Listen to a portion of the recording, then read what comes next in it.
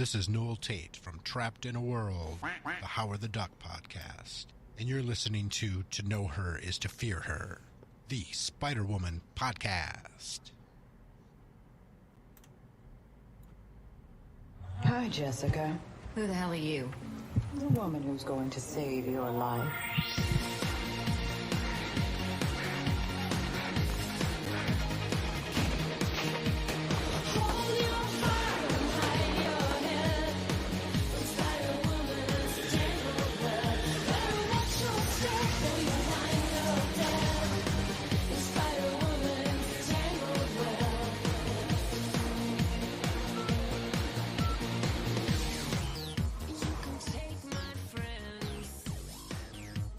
Hello, everybody.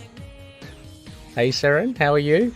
Good. Welcome back, Spider Babies, to Know Her is to Fear Her, the Spider-Woman podcast. We're your hosts, Seren and Rey. And in today's episode, we talk about Spider-Woman Origin, number 5. Oh, yes, that was a wrong one. Yes, Spider-Woman Origin, number 5. Hello, Spider Babies. Hello, Seren. Back fresh, trying something new. Seren, happy New Year, 2023. Oh yeah, we're in 2023. Yeah. Happy New Year, right? We haven't talked since like the beginning of December. And, I know, It's been a while. It's been a while, but we are trying something new. So, listeners, you might have heard a little bit of discombobulation. We are trying a live stream on YouTube. So there are some visuals that go with it. I just put up the wrong issue for discussion. But Seren, yeah, this is exciting. It was something that we kind of discussed towards the end of last year. I guess just kind of broadening the reach of potentially finding other spider babies out there. Yeah. Just widen the audience a little. If I wasn't afraid of cameras, what you would have seen when I said Spider-Woman Origin number 5 is that I actually held up 10 fingers. So did you? I did. Fantastic. Well, that's good. That's good then. Good then that we've got our fantastic logo in place to cover those things. Yes. Mainly because I don't have a webcam. Oh, yeah, for sure. No worries. But what have you been up to, Seren? I mean, since last, like, how was the break? How was New Year's? New Year's was nice and relaxing. Nice. Christmas was nice and relaxing. It got really freaking cold here. I don't know if anyone heard about that, but the U.S. got it was cold. Oh, we heard people died and dying in their cars. It was terrible. Yeah. It got cold here where I was in the U.S., but I was not. I'm in where I live, we're equipped for cold. Okay. So. But a lot of shoveling snow and all that. I mean, that would be. No, I haven't had any snow yet. Actually, just got really cold and frozen. We haven't had any snow yet. It got cold for those couple weeks, and now it's back to relatively mild for what is normal here. Nice. That's okay. But no, where I live, it just got cold and frozen. It did not get snowy. Thank goodness. The rain happened before it got cold. So we missed all the snow. Yeah. All right. Well, it's a polar opposite here. I mean, it's been quite hot. Got the kiddie pool out for the backyard. Put the hose on, the sprinklers. Yeah, you have Christmas picnics. Sorry, what was that? You have Christmas picnics outside and stuff because it's so warm down there. Summer for you, right? You're in the middle of summer. Yeah, because polar opposites. Exactly. Yeah, no, we got seafood. I mean, we typically have like seafood and stuff for Christmas, so I guess it's not your typical Christmas, but it was fun as well. Yeah, spent time with the family. Went down to Melbourne, so interstate, down south to where my sister lives and my niece. So, did that, and then. It was actually quite busy, Seren. And then on the way back up, we had guests over at our place. So Eve's cousin from the Netherlands and their little baby daughter. So, I mean, that was a lot of fun to spend New Year's with them. But so excited to come back and chat Jessica Drew. It's been a while, Seren, but there has been a fair bit of news, I understand. Yeah, so after we recorded the last time, like 3 days later, we got our first Into the Spider-Verse trailer, and Jess is in it, Yes. and she looks fabulous, very heavily inspired by the Dennis Hopeless, Javier Rodriguez run. So, her costume that this is designed on, for that series was designed by Christopher Anka, who's actually on the art design for this movie. So it absolutely looks like that he was like, I'm drawing my girl and she's getting my motorcycle costume. Yes. And it looks like this Jessica really is going to be pregnant. So again, once again, heavily inspired by that series. Dennis Hallam looked very excited about it on the internet, so that was excellent. She is voiced by Issa Rae, who is a phenomenal actress. She's been in a couple HBO series. I cannot remember them off the top of my head. Insecure. She was in Insecure. It was one of her shows. Apparently, it was very good. I've never seen it.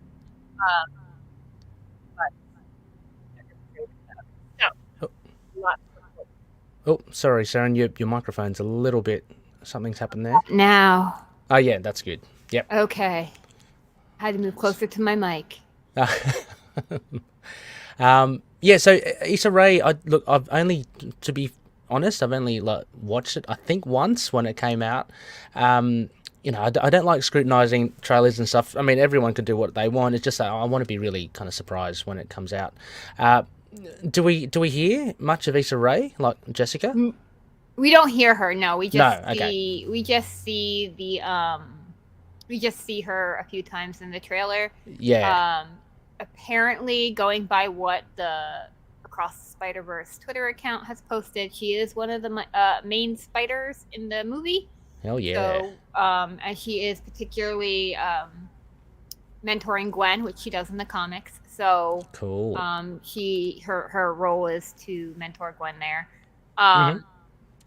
So just a quote from Entertainment Weekly for anyone who wants to. They did a whole article about the movie, but it says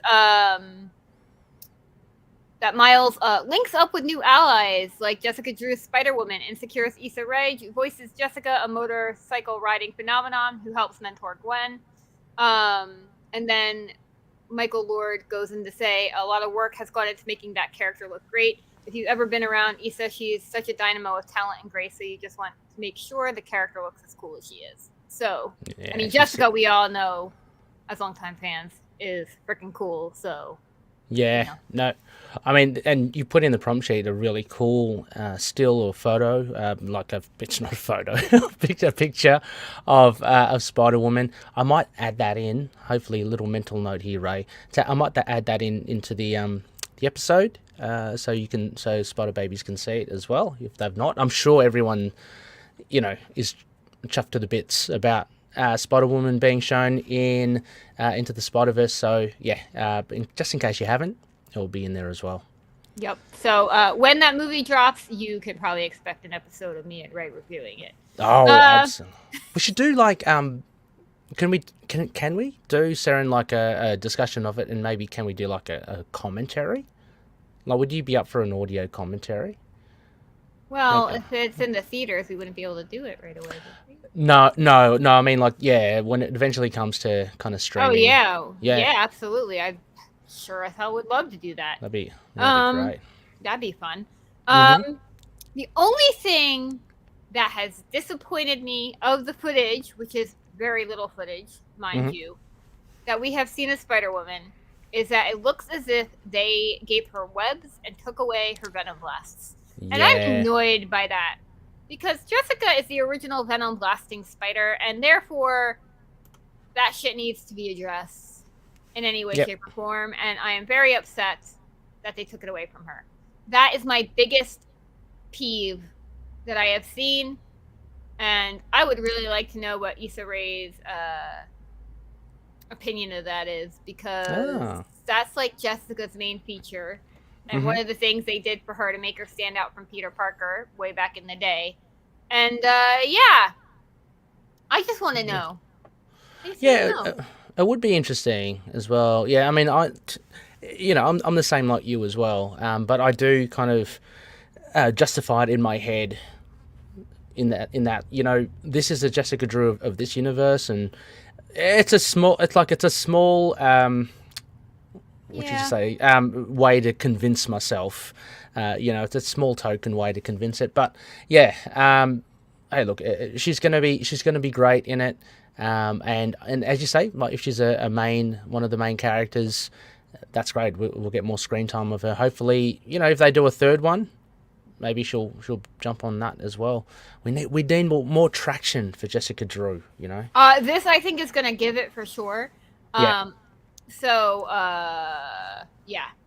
Because generally because Jess is badass, and everyone's going to see that Jess is badass, and they're going to learn about Jess, and then they're going to come to our podcast. So, hey guys, if you're new here and you're just getting to this episode and you started from the first one, hi, welcome to our podcast. Welcome everybody.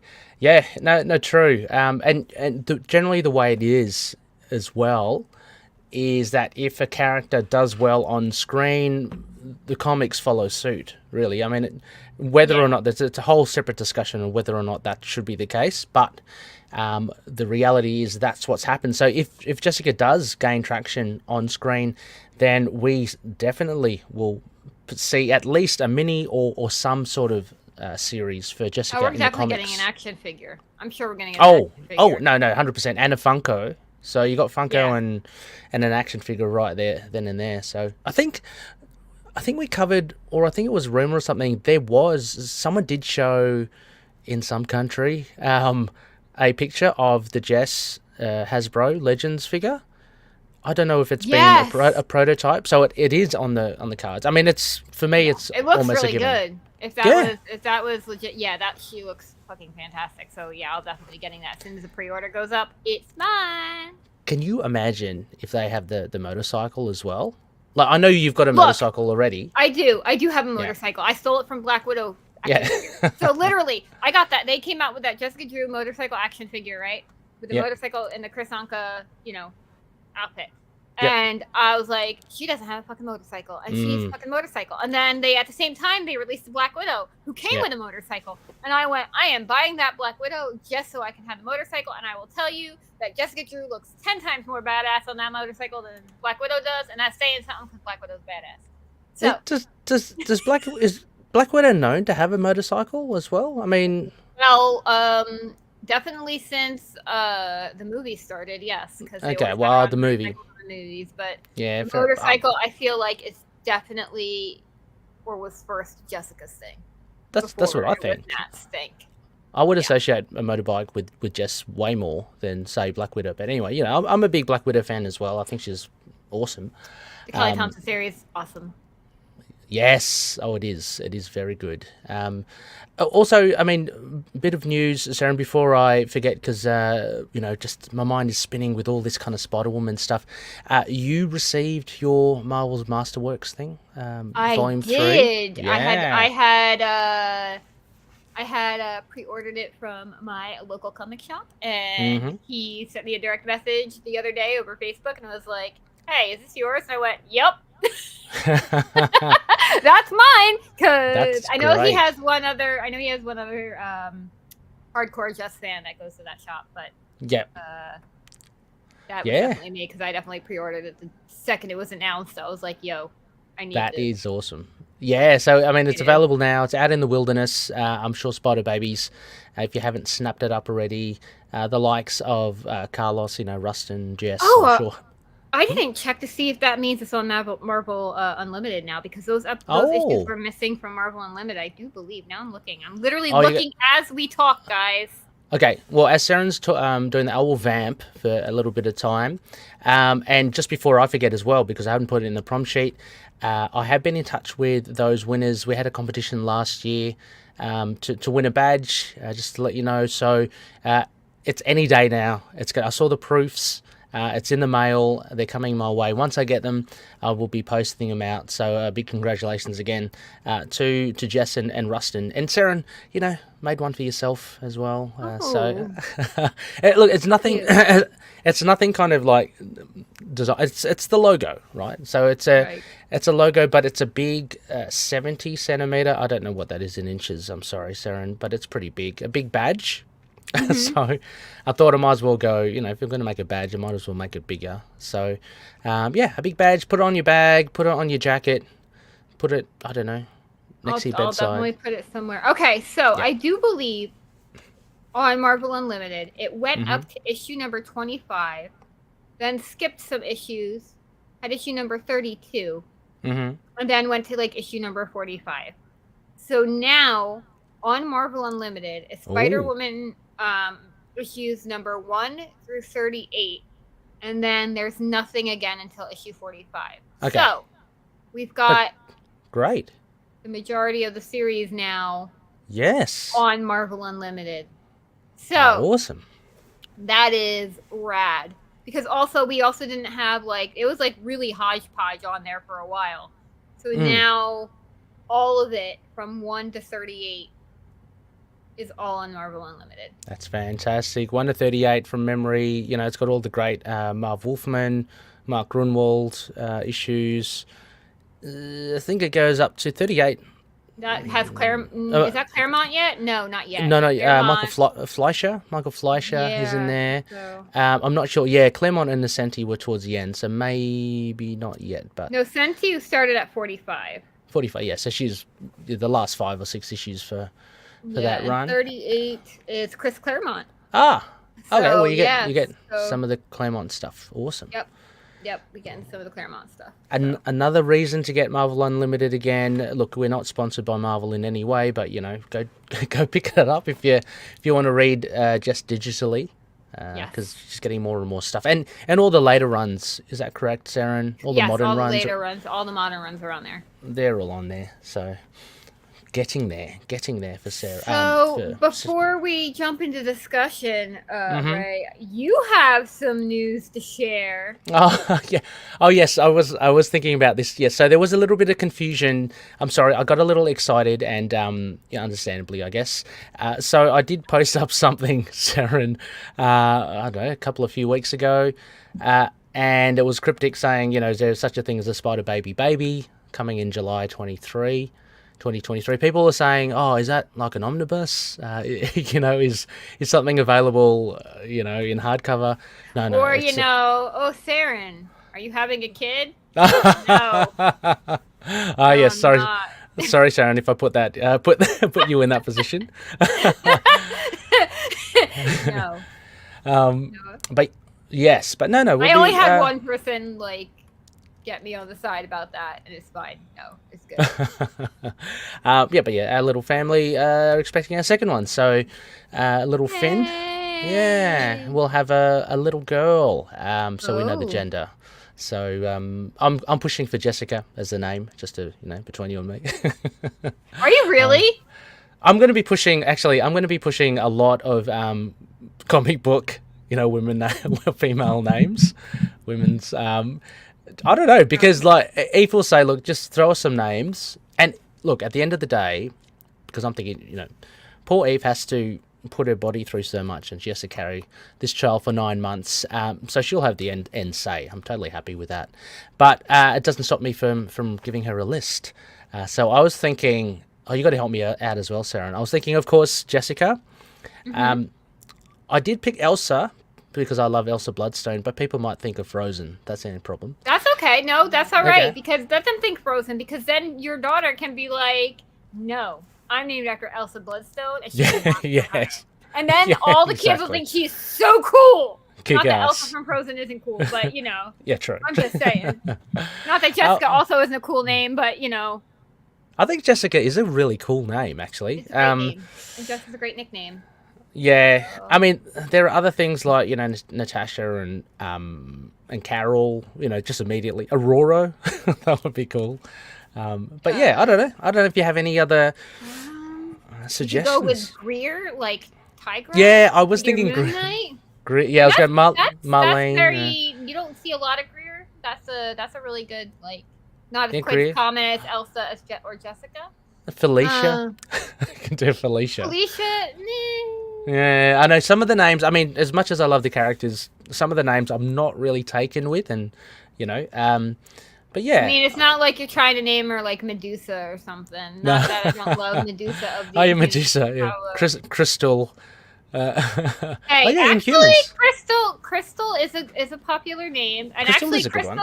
Crystal or Crystalia, which is different. It's actually Crystal's real name, but they all call her Crystal. But that's actually very pretty, I think. Crystal. Yeah, Crystal's actually. Yeah. Crystal is very pretty. Mhm. I know it was really popular in like the 80s. I went to school with a lot of crystals, but Oh, really? Okay. yes, I did. Cersei.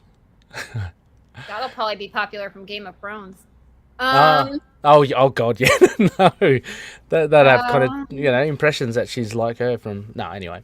What about like Jennifer from She-Hulk? yeah, that's Jennifer, and it's also a really popular name. Yeah. What was I thinking? Who is Pepper? I love that name. I'm Pepper's sorry. pretty cool. I do like that. I'm sorry. I think that's cute. It's pretty. And it's better than like, well, I mean, people name their kids Apple and Kiwi. So yeah, well, I'm looking at Gwyneth Paltrow there. Didn't she name one of her children Apple? Yeah. Hey, Yeah. whatever. Yeah. Name. Let me think. Hold on. No, now you've got me on names. I think that's not but they would equivalent again, Elsa to Elsa, but Cersei to Cersei, Game of Thrones. I could chuck in Carla, Seren. You could. Carla's an excellent name with a K. Yeah, with a K. Mm-hmm. Yeah. Looking at you, Carla. Carla. Yeah. Carla Ann. Then you have Carla and Ann Nocenti, and then boom. Oh yeah, Carla Ann. Yeah. Boom. That's a double hit. Yeah. Yeah. Let's see. What else? Who else do we have? Let's see. You said Carol. How about the X people then? Oh, I don't know much about X-Men. You could do Rogue's Anna Marie, right? Oh, Anna Marie. Betty.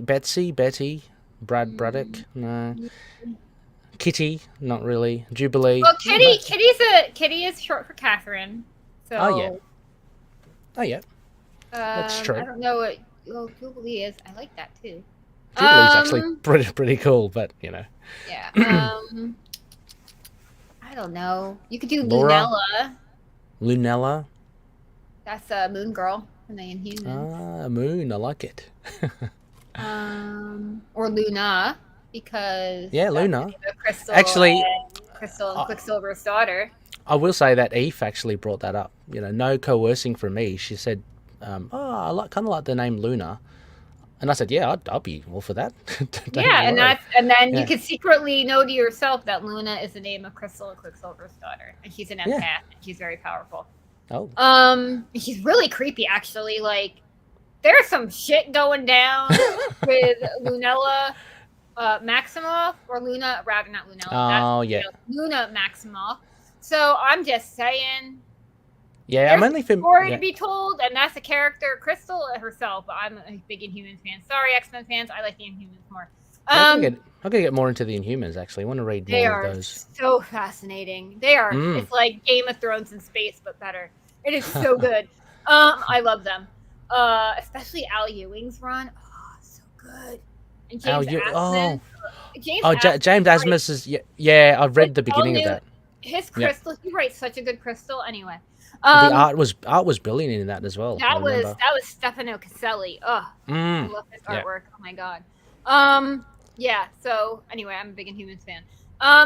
Let's see what other names you could do. Cindy, like for Cindy. Oh, Cindy Moon. Oh yeah, let's the Spider people. Who's that? Gwen. You got Gwen. You got Cindy Julia. Julia's a beautiful name. And that's right, popular. Julia. Let's see who. Charlotte. You could do Charlotte. That's also a popular name now. Oh yeah. And what's her? Maddie Franklin. Maddie. Yeah, that's it. I'm thinking. Yeah. You could. Yeah, I'm going to list these all out. Seriously, I'm just going to list it all out. I'll throw it in front of Eve. So, what do you think? Yep. See what sticks. Luna's pretty. Luna's, yeah. I really do like that name. What else? I also love the name Jessica, obviously. Jessica's I know a lot of cool. Jessica. I know a lot of Jessicas. Yeah, see, I don't think we do. So that's good. Like, because you know how there's also, I mean, you know, it's an honor. You don't want to kind of name, like, we got a good friend who's Julia. So I don't know. It'd be just a bit weird if we call, I don't know, call her No, I get kid you. Julia. I get Yeah. you. But Jessica is good. Let's see. I'm Yep, trying we don't to know think. anyone. Jessica. I'm trying to think other names. I don't know. I can't think. I mean, you could do, like, if you want to do Catherine instead of calling her Kitty, you could call her Kate, like Kate Bishop. Yeah. Oh, Kate. Oh, yeah. Uh-huh. Kate Bishop. Yep. Oh, villains. Just call her Enchantress. Morgan. I love the name Morgan. Hey, Yeah. that's a great name. Actually, that could work for either. For either. Yeah, Morgan can be a guy. Logan as well could also be a girl or a guy's name. I know a few girls named Logan. Let's see. What other names could you do? Gwen. Well, we already said Gwen, and Yeah, that could also Gwen. either be Gwen Stacy or Gwen Poole. Oh yeah, Gwen Poole. So what's Squirrel Girl's name? I can't remember. Oh, Jesus Christ. That's a great question. I'm going to Google it right now. Squirrel Girl's real name. Crap. I don't want that. Stop. Squirrel Girl name. I can't remember. I'm so bad. That's a great idea, though. Squirrel Girl. Because she was like the nanny, wasn't she, to Danielle? Doreen. Doreen, yes. Doreen Green is Squirrel Girl. We do like Squirrel Girl. She's pretty badass. Sue from Sue Storm. You could do Wanda. Oh, Wanda. Oh, Um, that's a good one, actually. What's Was it- who was Psylocke's real name? Yeah, that's Betsy or Elizabeth, I think. No, that's not. No, not Psylocke. Magic's real name. Oh, Ileana? Yeah, that's Ooh. pretty. Yeah. That's a pretty name. Yeah, there's many. Actually, I'm thinking of Rain as well. Rahne. She was. That's pretty. Hmm. I'm trying to think. I don't know. I'm really bad with names. Well, I will mean, send a list and. Lindsay, I'll have a list. like Lindsay. Oh, Lindsay. McCabe. Oh, yeah, of course. Yeah, Lindsay. What was it? Octavia. Octavia. I had a Cabbage Patch doll back in the day. Her name was Octavia. They all came with names. Oh, wow. It's She not was the most she was common one of name. those- yeah, her name was. I mean, Cabbage Patch has some unique names for their Cabbage Patch kids. They do. So yeah, her name was Octavia. She was one of the Crimp and Curl ones. That's how old I am, guys. I don't know. There's so many. I always There like are the so name many. Molly. I don't know if there's actually. Molly's. Oh, is that from the Runaways? You're thinking? Oh, maybe. I knew there was someone in Marvel named Molly, and I just always liked Yeah. the name Molly. Yeah, Molly is actually a yeah. I like Molly a lot better than Polly, and apologies for any Pollys listening. No, Molly's a great name. Yeah. Molly's fantastic. Short for Margaret, I think. Mallory? Margaret? Oh, is it? One of the, I don't know. One or the other. I like the name Mallory, too. Abigail. Alright. Anyway, sorry. Abigail is always a good name. Never So go wrong with Abby. Abigail. Never Yeah. go wrong with Abby. It's a great name. And dye her hair green. I don't know. Yeah. Yeah. So anyone listening, to any of our Anyway. listeners, you got some Sorry. baby girl names, drop into our Discord and just Oh, give yes. Ray a list. Please do. Because, he needs one. Yes, I'm and I'll gonna be. be like, I'm gonna just give you a list of like 20 different names, and you'll be like, oh my god, now I have 700 names to pick from. And I Please don't- do. No, absolutely. I'd love to. And then, Eve will say, oh, you have really given it a lot of thought. And I'll be nodding, going, yeah, I have. But no, any names would be great. We'll just throw it out there, and we'll see come July, I guess, what her name will be. Sometimes it might take a day or two. She might pop out, and you'll be like, That's true. we were gonna go with Luna, but maybe she's more Crystal, and then you name her Crystal. That's true. Or I could do, I shouldn't do what my dad did. Like when my mum, did I tell you this story, Seren? You When did my- not, so I'm ready for it. When my mum had me, and she was in the hospital, and obviously she was recovering after she had a C-section as well. Dad whipped in and he filled out the form, and he just so he named, because my mum wanted to call me Christopher apparently, but my dad whipped in there and just, he filled it in, signed it off. There you go. Oh, that's kind of an asshole move, actually. Yeah, so. I have heard of women that, they're in that, like, fog after having the baby, and the nurses are like, we need a name. And apparently some woman, this is a story, I don't know how true it is, but the rumor is that some woman, she was a single mother, named her child Pajamas. Because Pajamas, like pajamas, like you wear to bed. Oh, and wow. I feel very sorry for that child because she was very tired. And I sit there, I'm like, you need to allow at least 72 hours for a woman to name her child. That's right. Before they leave the hospital, please.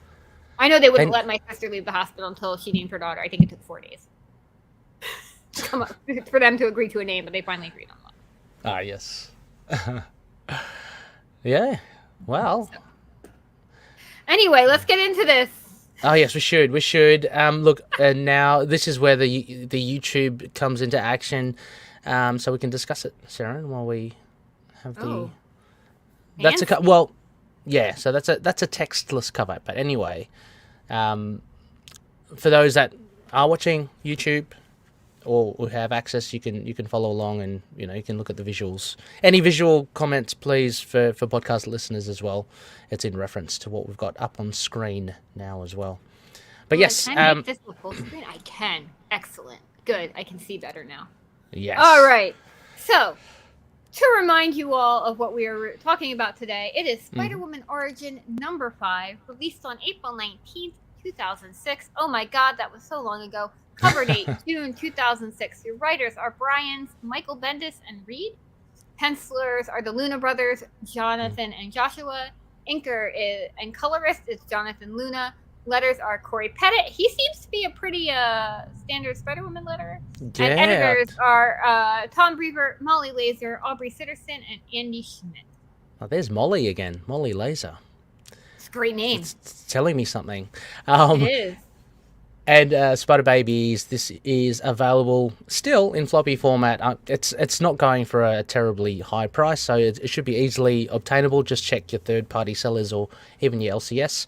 Available on Marvel Unlimited, on the Marvel app as well, or Kindle, or Comixology, or whatever it's going by these days. And it had been released in trade paperback and hardcover form, but they're both out of print. However, if you search around, I'm sure you might come across them too. So again, similar to last year, listeners, for those that may be just joining us, what Seren and I will do is we'll go through a synopsis, and then we'll just basically just freestyle it. We'll just talk about things that we liked, aspects of it that maybe tie into, to the greater canon of Jessica, some things that didn't work, all things like that, writing and art as well.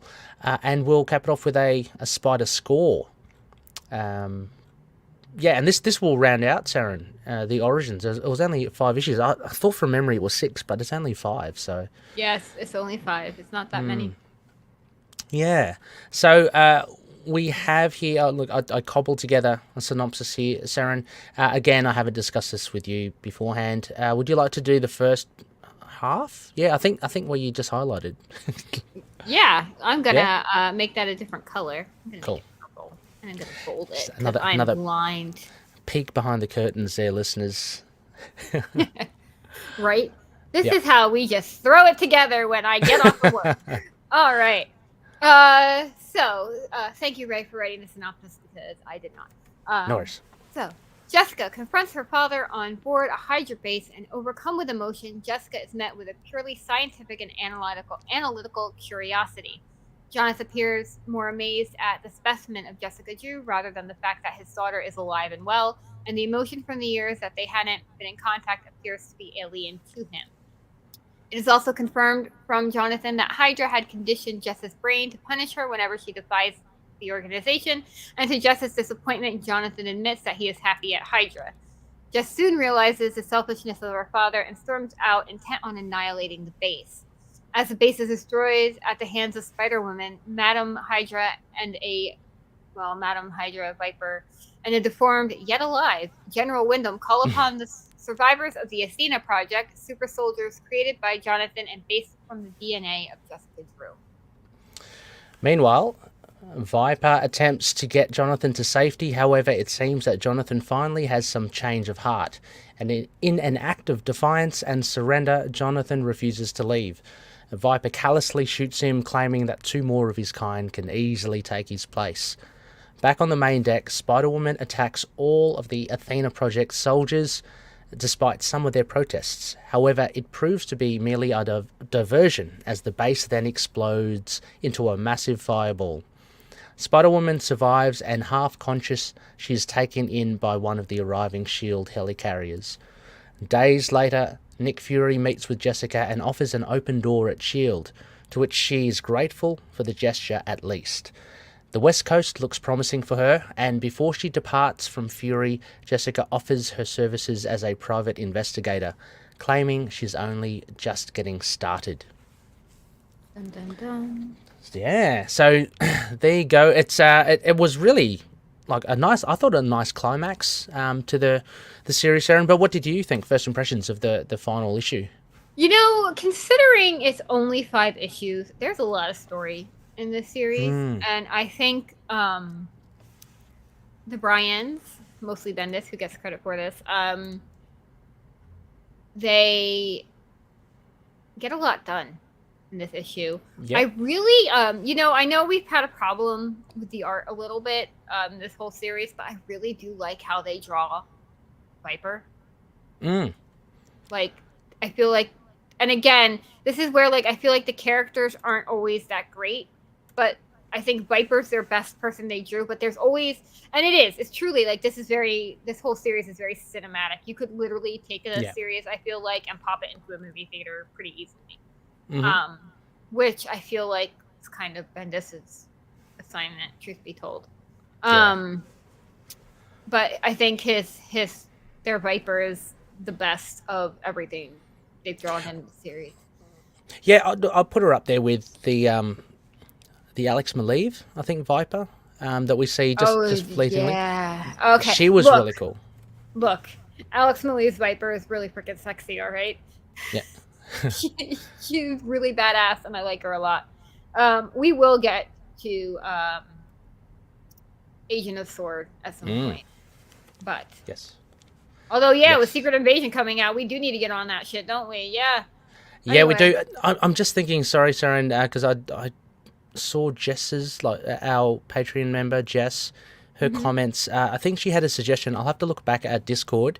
And I think she was edging towards, like, a Secret Invasion. She was suggesting, because this Bendis run is finishing, as for our next modern run, I think she was suggesting, I'm not sure if it was Agent of S.W.O.R.D., but there were some issues, involved. Well, there's some stuff with Secret Invasion too, and there's also some Avengers stuff before Secret Invasion that we need to get into. So we should do that. Yeah, we should. Yeah, we should. Thanks for your suggestion, Jess. Thank you, Jess. Minds think alike. But no, you're right. Look, I agree with you as well, though. Viper looks really cool in here as well. She's got like she's like, it's slightly less formal, her look. I don't know, and I think that's just from the artwork and maybe the way that her hair is kind of done. I'm looking at the first page, couple of pages now, but she's certainly still has that leadership quality around her. She likes to strike poses, and obviously she takes on Jonathan, without an afterthought. So yeah. Go ahead. Sorry, Sharon. I just want to also mention I loved General Wynnum coming back as a half-burnt, or because we saw him from last time we saw him, he was in the apartment or wherever he was when Jess flew the plane into him with oh my gosh, I can't remember the name. Guy Jake, was it? Jared. Yes. So he's, we all thought he was dead, but he's still alive. He's in a wheelchair, breathing from a huge tube. Yes.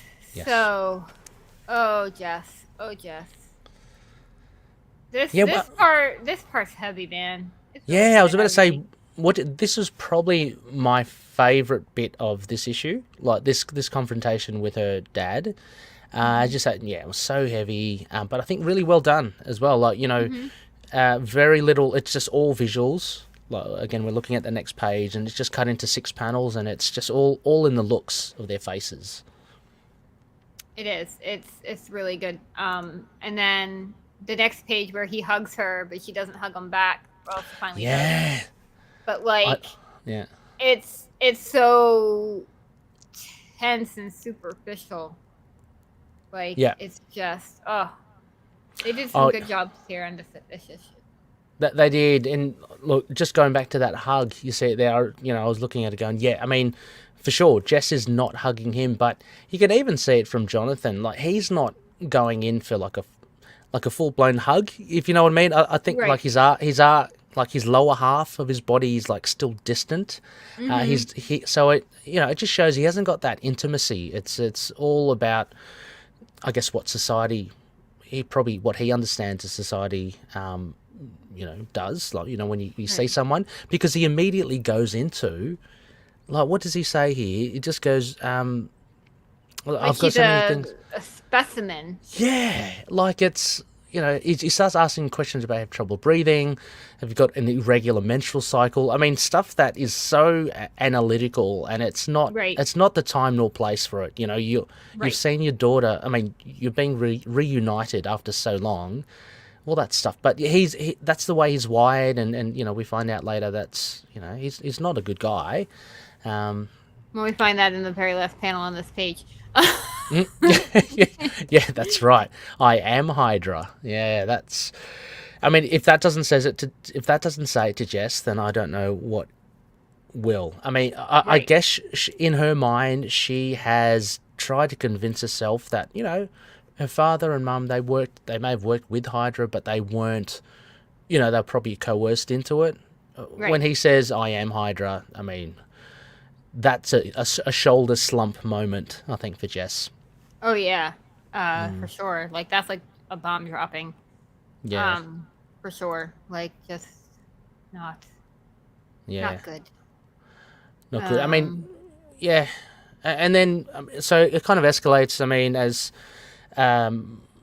she questions him about the Athena project and stuff, and then she brings up, Hydra. And this is where kind of the Miriam kind of comes in, and Jess gets a little bit upset at Jonathan. A little bit. She's mad. Girl is more than a little upset.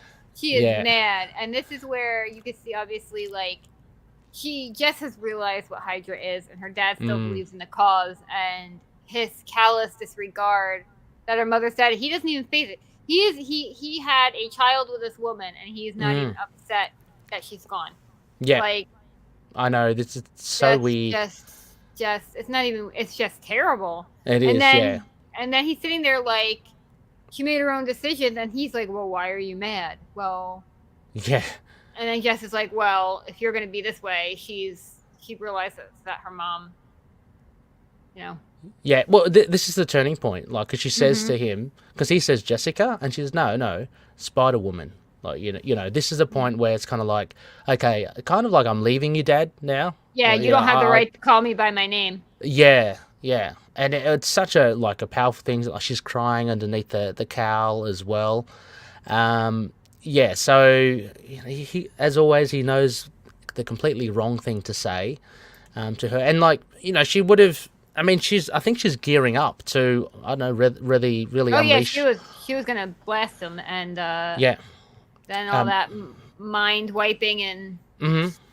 So yeah, we get that. We get a reminder again. It's kind of like, I think this last issue is a little bit more of a summary again from Bendis, just to kind of, just in case you've forgotten over the course of the 4 issues, this is where Jess is, and so we get the hallucinations again, and the time. There was actually a really good, the next page, a really good page here, where it's a real summary. It goes from seeing the nanny to seeing Jonathan to seeing Mentallo, High Evolutionary.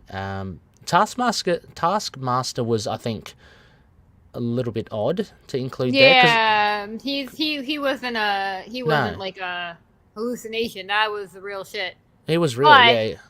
But it could be implying here that Jessica's mind is so messed up that she might not True. realize that that's actually what he looks like.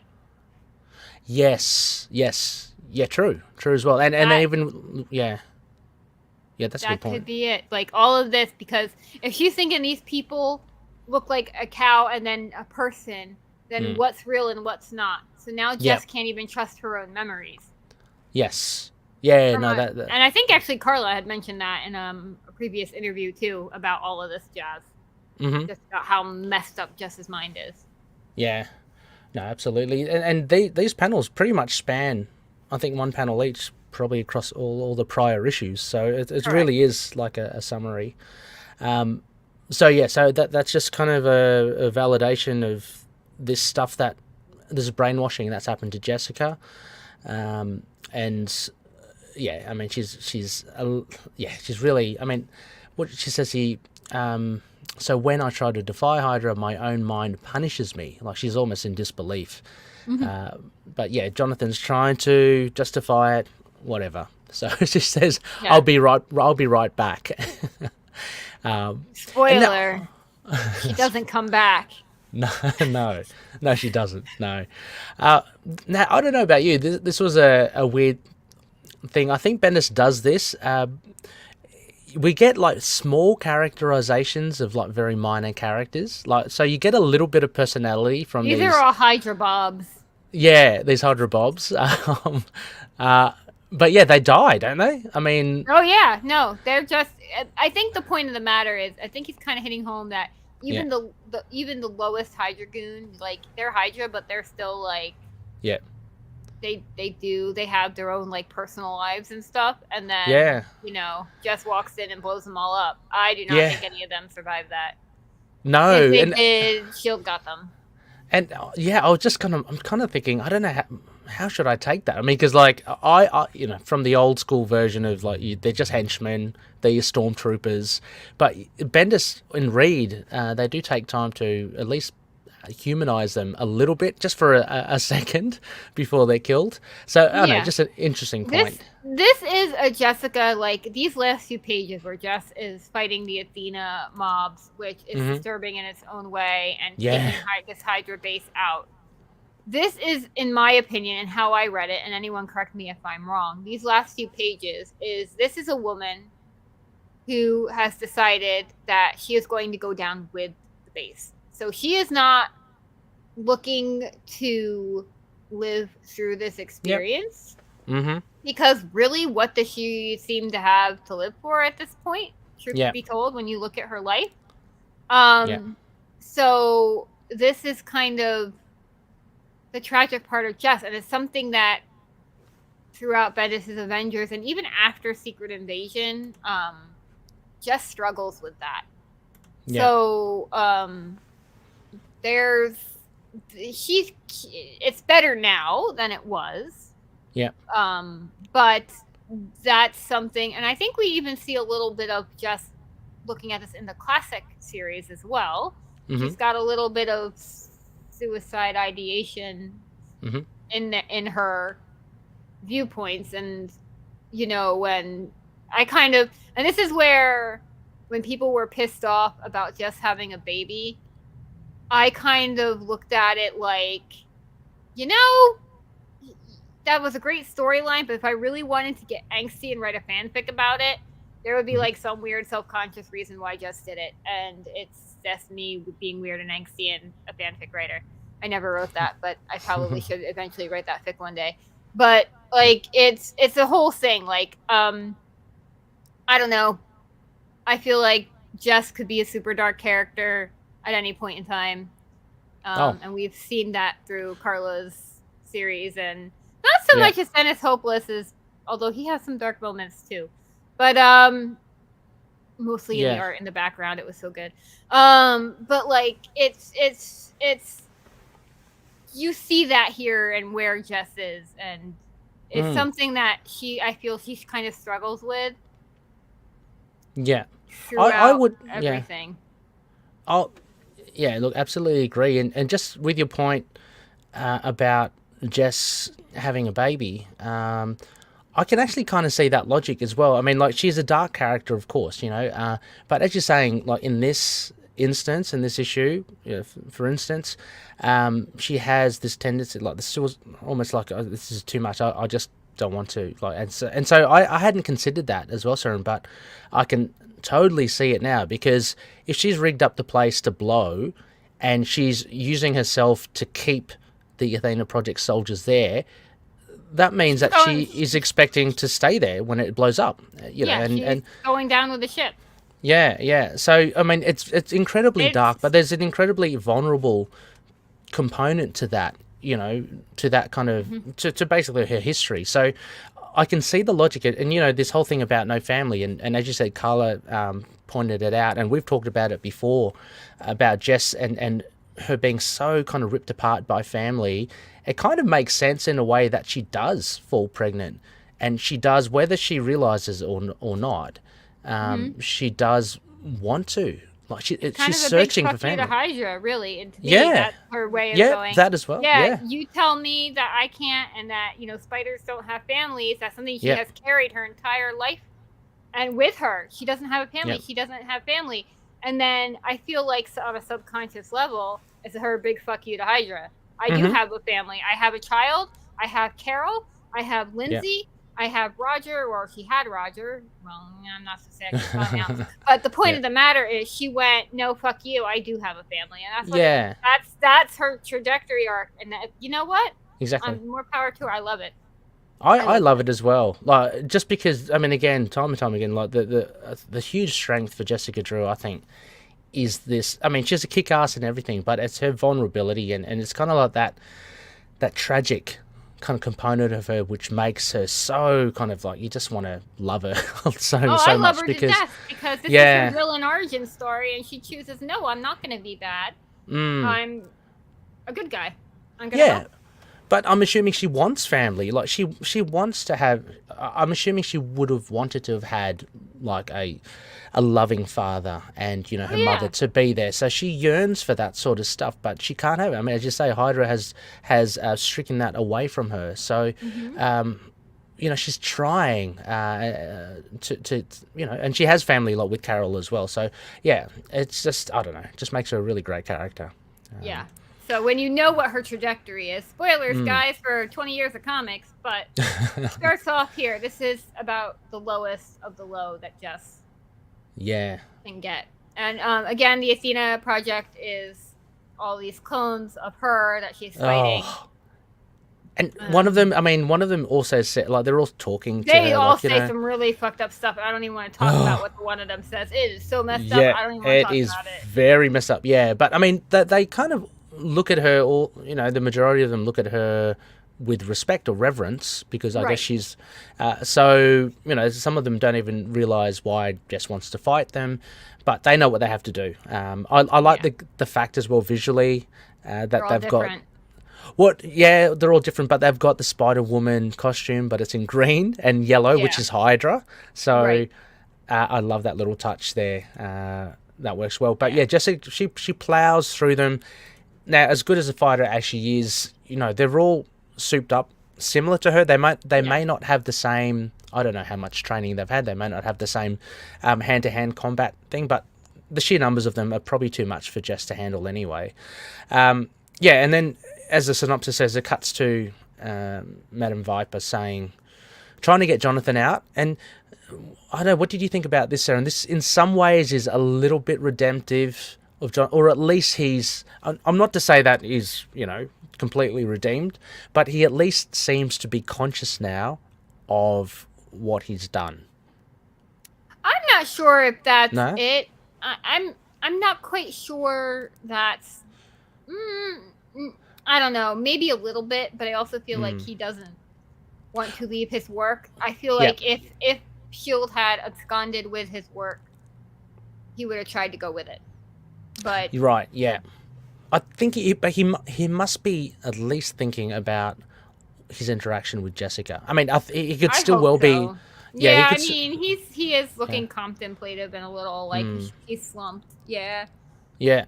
But it was, I mean, this was a shocking moment as well. It's just very simple, but at the bottom panel, it's just bam, like she kills. So you don't see him, but he's obviously dead. But hang on, but this is comics. But anyway, Right. but a tragic end to a very massively flawed figure. But someone that is important. I mean, we got to remember as well, someone that is important to Jessica. Up to a point. I mean, he was the father. So yeah, So it's just mainly the huge battle. And what did you think about this huge kind of explosion, Saren? Because I was a little confused at first, only because I guess it was all done off panel. I mean, Jessica must have rigged something or other, she right? did. She you see her walking in, so she's got that look on her face. If you go back a few pages, she's got this look on her face. She's going in. She's probably killed every last one of those Hydra dudes. And then she rigged something to blow, and part of it blew, and she flew out the top, like that badass exit from the thing. But then whatever else she rigged to blow, she had to do it long enough to make sure that there was nothing left, and that S.H.I.E.L.D. could get there in time to pick up any survivors. Mm-hmm. So that is what she did. Okay, yeah. I mean, that's kind of what I thought she did, but I wasn't too sure. So I went back and had a look, and I thought maybe had S.H.I.E.L.D. arrived. Like, so I was looking at, they look like more like Hydra helicopters and jets. Those are all Hydra helicopters and jets. Because then, if you look on the next page, you can see that they are now arriving after the explosion. And she's floating on some refuge. And this is where she says, "Please just leave me here alone." She doesn't. This is somebody who is at the lowest they could get. Yes, it's almost like disappointed that she actually survived the thing as well. Like, she was hoping that she would go with it, but she's quite resilient. And then I mean, and that's a huge climax, and it cuts a few days later. I love the interaction between Nick Fury and Jessica throughout this whole thing. Look, I haven't read too much Nick Fury. Whenever I see him, he's usually chomping on a cigar, and he's talking in like a really kind of informal kind of jargon and banter. But I think Bendis and Reed use him very well here. He looks and sounds like a director. He's actually a lot more compassionate than what he's typically depicted as. Depicted as well. But I think it's great. I mean, this relationship between Fury and Jessica, I hope they bring Fury. I don't think, did Carla didn't have Fury in her run at all. She did not, no. No, I'd love to have Nick Fury back, and I don't know, try to convince Jessica to work for S.H.I.E.L.D. or something again. Right. A nice little epilogue here. Yes, and now I can't remember either, because I need to reread the next issue of the classic series, but I can't recall if S.H.I.E.L.D. gave her the start up for a investigative practice in that series, or... Oh, yeah, I can't... But it looks like here she's starting it and giving him a call. So it's still pretty cool. Yeah, so she says, like, the West Coast needs some superheroes. It's true. Yeah, but is San Francisco, is that on the west? I'm terrible. That's on the West Coast. That is California. So San Francisco is in Northern California. Okay. I thought it was... Okay. If you've ever seen Full House, that's where it is. Yes. Okay. I always thought it was north. I just thought it was north. I didn't... Okay, so... Yeah, no, it's in California. So, well, California's a huge-ass state. It takes, like, I don't know. I've only been to San Diego. So I've never actually driven the length of California, but it takes a long time to get from practically Mexico to Oregon. So I think it's Oregon, so California is a huge state. This is Northern California, and truly at the time, I think Jess's comic took place, other than a few X-Men, she was like really the only superhero out west. Right. Maybe Daredevil did a brief stint. I know Spidey stopped by in her series a couple times. And obviously the West Coast Avengers. But I don't know if any of them were actually there during Jessica's run. So she was really like the only superhero out there, like at the time. Yeah. For the most part. And Tigra, obviously Tigra was out there. Greer, she was there. Mm-hmm. Shroud was there. So Jess kind of made her own little. See, this is where I get a little mad because Jess made all these like little friends. And I'm sitting there going, well, there's your West Coast Avengers. But then the West Coast Avengers are going to be a different crew. Yeah. Who was still badass, but still, it's besides the point. That would be so cool. Well, I know the Shroud didn't want to. No. To join and anyway. Jess didn't want to be an Avenger either, so it's okay. Yeah. But yeah, so she gives the Drew investigations. We know from history, Saren, that this was I think the original intent from Brian Michael Bendis, but for some reason Marvel balked at Jessica being a private eye, so Brian Michael Bendis invented Jessica Jones instead, and that. No. So you're getting a little mixed up because Jessica is a private investigator in the original series. Yeah, she is. Yeah. She is. Yeah. So what happened was when Brian Michael Bendis was writing Jessica Jones, it was originally supposed to be Jessica Drew. Yeah. But it was going places Marvel did not like. And they said, you might as well make a new character. Because one, we don't want Jess to go this way. And two, at this point in time, no one even really remembers Jessica Drew. So you might as well make a new character. And they didn't. Yeah. So it was a twofold reason. And Brian Michael Bendis will deny it, but there are interviews printed on the internet that say exactly those things. So they didn't really want him to use Jessica Drew for and that's how Jessica Jones was born. And that is why she is best friends with Carol Danvers. That is why she is also a private investigator. Yeah. So that is why there are so many similarities between the two of them. Yes. Yeah, no, I just thought that Bendis wanted to use that branch, so to speak, because I know the Michael Fleischer stories are all Jess as private investigator in the original series, but I mean, you know how this origin is a retelling. I thought Bendis, I thought Bendis wanted to use that component of Jess's history, have her as an investigator, but then create a series with her as a PI.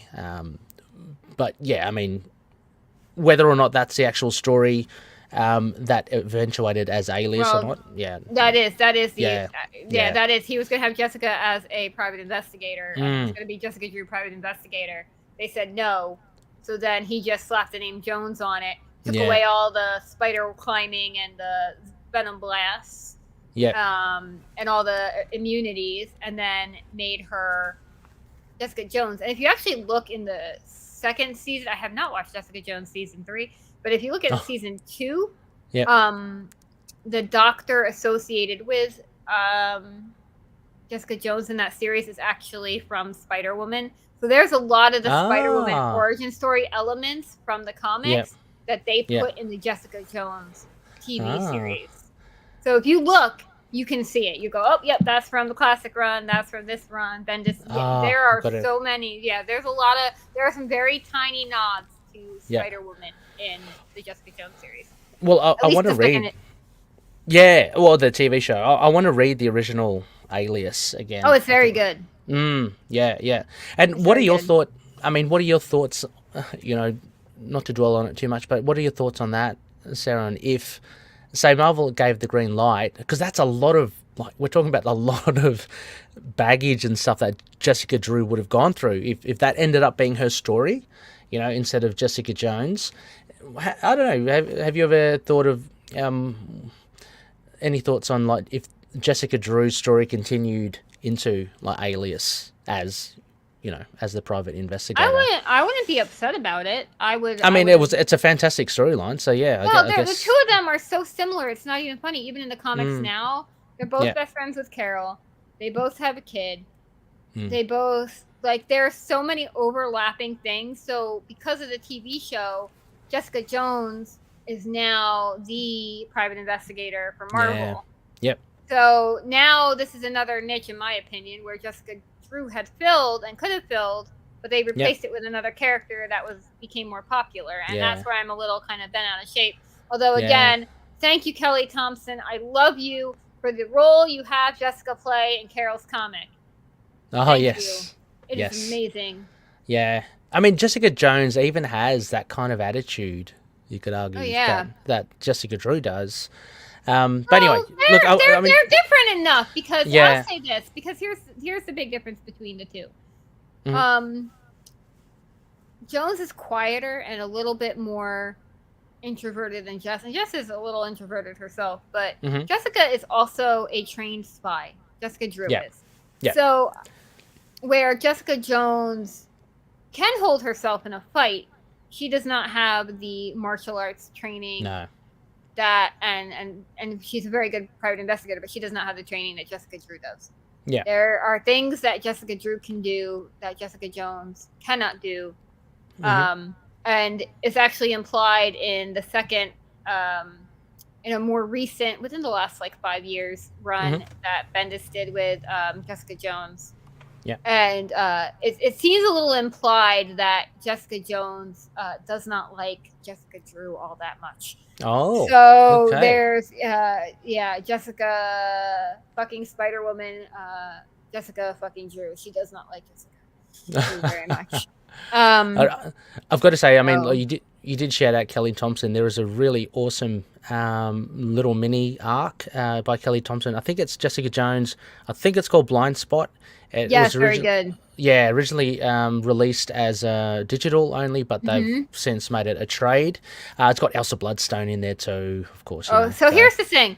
So when Brian Michael Bendis left Marvel to go to DC, he actually was like, he actually handpicked Kelly Thompson to take over Jessica Jones because he didn't want anyone else to write her while he was there. Right. And since he was leaving, he goes, Kelly writes Jessica Jones. And she did. And she wrote an excellent Jessica Jones. She did a great, yeah. It was Kelly's a phenomenal. I love Kelly Thompson. She's a phenomenal writer. Oh, she's great. We've got to find an excuse to have her on the show. I don't care how. Kelly Thompson, please come on our show. We would love to talk to you about Jessica. Yes. Please. Anyway, speaking we of have which, our last page. We got way off on a tangent. That was cool though. I like it. But yes, the last page.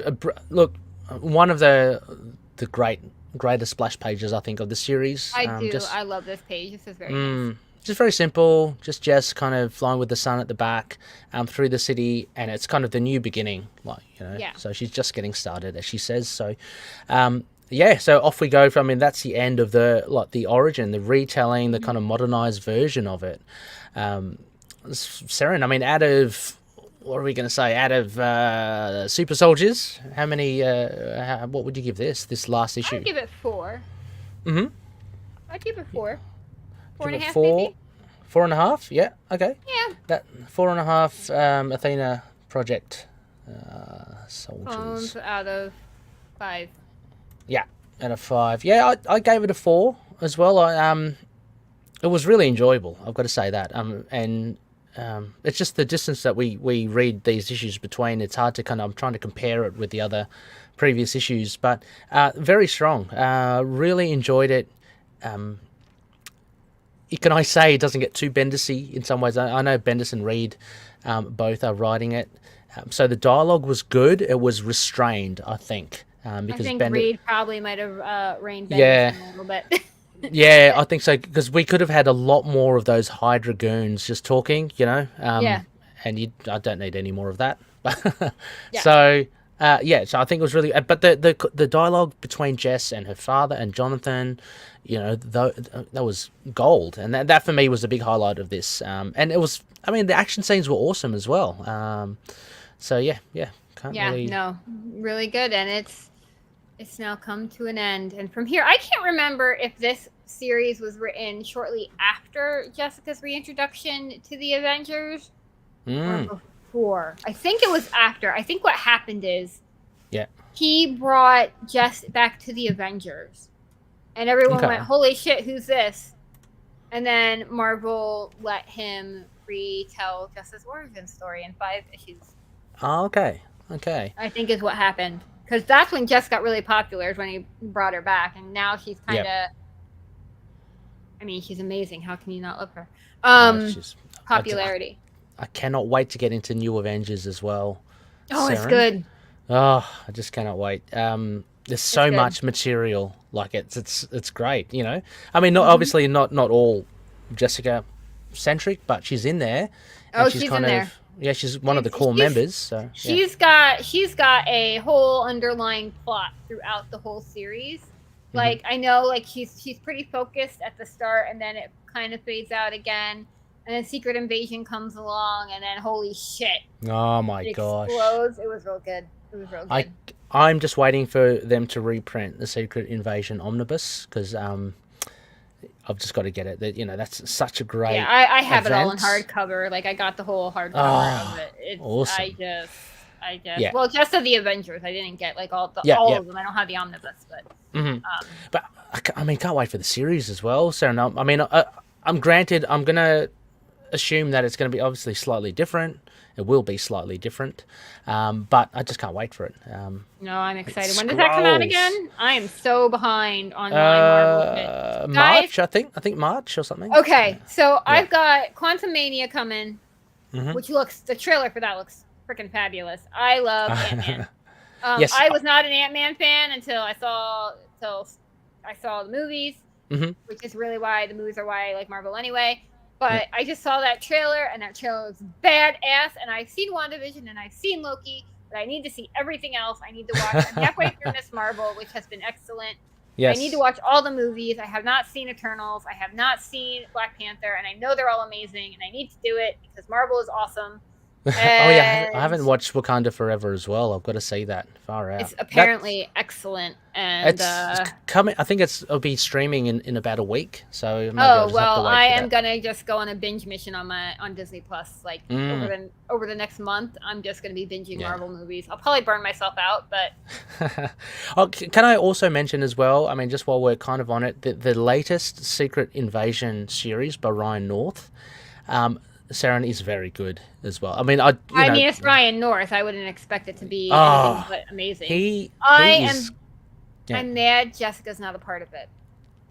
Yeah. I mean, that's a shame. That is a shame as well. But because she's dead. I haven't been reading the comic. Actually, how's that been going?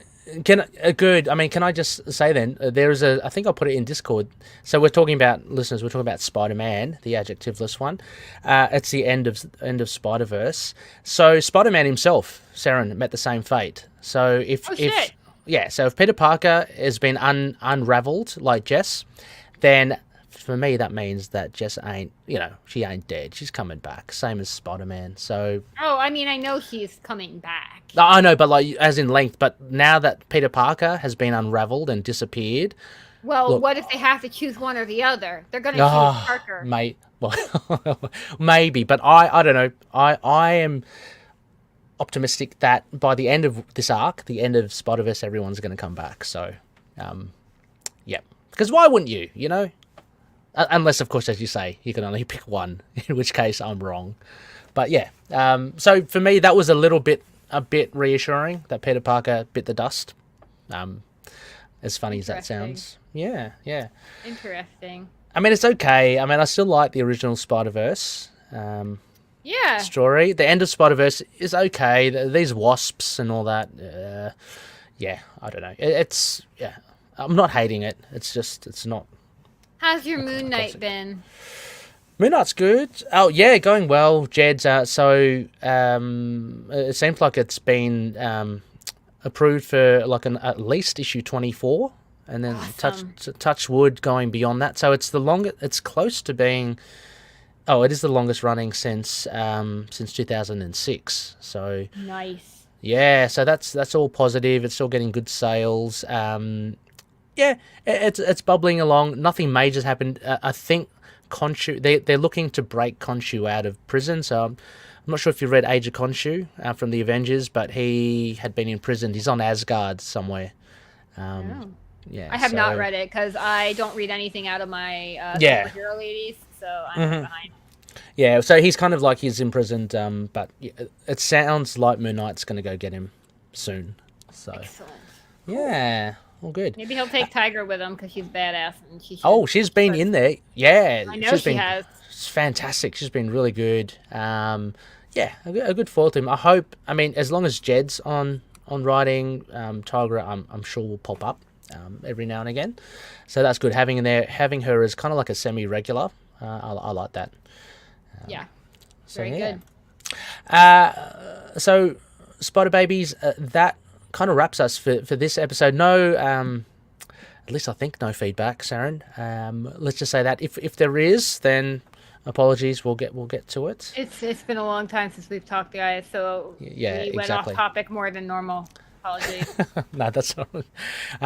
Yes, I hope you've enjoyed that extra bits, those extra bits. As mentioned, a huge thank you to all our Spider patrons as well. A big shout out to the likes of to Miriam, Rustin, Eric, and Jess. Thank you so much for joining. Yeah, we really do appreciate it. One moment, if you just hang with me here, Saren, just for a bit. I'm hanging. I have a feeling. We did get another Spider patron. That's Did we? Yeah. So that's why I just wanted to not. Yes, I would like to welcome our latest Spider patron, Rick Cook. So. I know Rick. Do you know Rick? Okay. I do. I'm not gonna call him out on who his Twitter is because I don't know if he wants me to. But I know Rick has been a longtime listener and Spider-Woman fan, and I have been friends with Rick for years. And I'm fantastic. glad to hear that they have jumped on the Patreon train. So yes. Oh, thank you so much, Rick. Thank you, Rick, for your support. I'm excited. Yes. Actually, I think he probably told me that like 2 weeks ago, and I completely forgot. Oh, okay. I'm a terrible friend. I'm a terrible friend, you guys. No. Terrible. But yeah, Rick, hope you enjoy all the back catalogue of some of the things that we have. Also as well, things coming up. Hopefully Sharon and I can produce, a few bonus episodes here and there throughout the year. We'll let you know. But thank you so much for showing support. It's always great, and it helps us with the show. And until next time. Oh, Saren, before we go, next episode. Oh shit, what is next episode? We are on Classic Spider-Woman issue number 3. Mm-hmm. It is number 3. Okay, good. I couldn't remember. Yes. The peril of Brother Grimm. Brothers Grimm, Saren. How cool is that? That's really cool. We get the Brothers Grimm in there. Oh, they're fun. They're fun. They are fun. Yes, and just quickly though, we are part of the collective as well. A lot of great shows there. Demons, Ghost Rider Podcast, Gamma Charge, the strongest podcast there is. And you can catch us also. Drop us a line, spiderwomanpod@gmail.com. We're on Facebook, Twitter, Instagram. We are now on YouTube. So you can just youtube.com/spiderwomanpod as well. So you can catch a video version of this podcast if you want to have a look at the comic as we discuss it. So. And I actually did get us over on Hive, but I have not been over on Hive. We are Spider-Woman Daily over on Hive as well. Awesome. So, yes. Yeah. Lovely. We are over there. I haven't posted anything, but we are over there. If you're over there, we are over there. We'll follow, and I will try and post more things there more frequently. Because actually, I very much like Hive. It's very nice. I like it. It needs some tweaking, but it's been pretty good. Yeah, I should get on that as well. Yeah, it does look good as well. So no, definitely go check it out on Hives as well. And of course, we have a Discord channel, Discord server. There's a lot of fun chats to be had there. If you have any problems finding it, just drop us a line as well. All right. I think that's everything now. That's everything now. All right. So until next time. To know her is to fear her. Catch you later. We got that.